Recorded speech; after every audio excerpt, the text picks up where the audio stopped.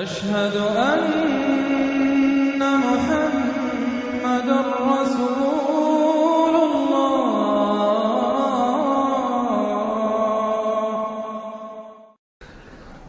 بسم اللہ الرحمن الرحیم۔ انا انزلناہ فی لیلۃ القدر۔ یہ دیکھیے ضبط بڑا عمدہ چلا آ رہا ہے۔ پہلی وحی کے فوراً بعد ہم نے اتارا ہے اس کو لیلۃ القدر میں، اور کوئی عجب نہیں کہ آج لیلۃ القدر ہو، اس لیے کہ سعودی عرب کے حساب سے، امارات کے حساب سے آج 27ویں شب ہے، اور پاکستان کے شمالی علاقوں کے حساب سے بھی آج 27ویں شب ہے۔ یہ جو معاملہ ہے قمری راتوں کا، اسی لیے یہ کہا گیا ہے کہ لازم نہیں ہے کہ وہ طاق راتیں ہی ہوں، آخری عشرے میں تلاش کرو۔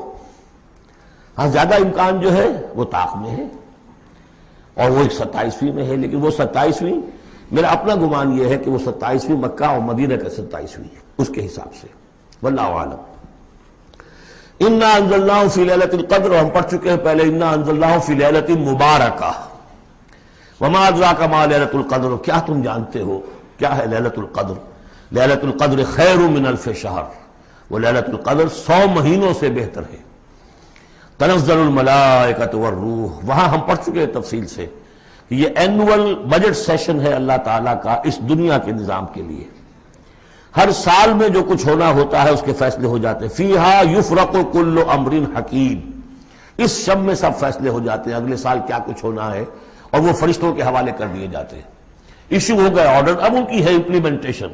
یدبر الامر من السماء الى الارض ثم یعرج الیہ، فرشتے جو ہیں امپلیمنٹ کرتے ہیں ان احکام کو، اور پھر وہ رپورٹیں جو ہے واپس پہنچتی ہیں۔ تو اسی رات میں قرآن مجید کے نزول کا آغاز ہوا۔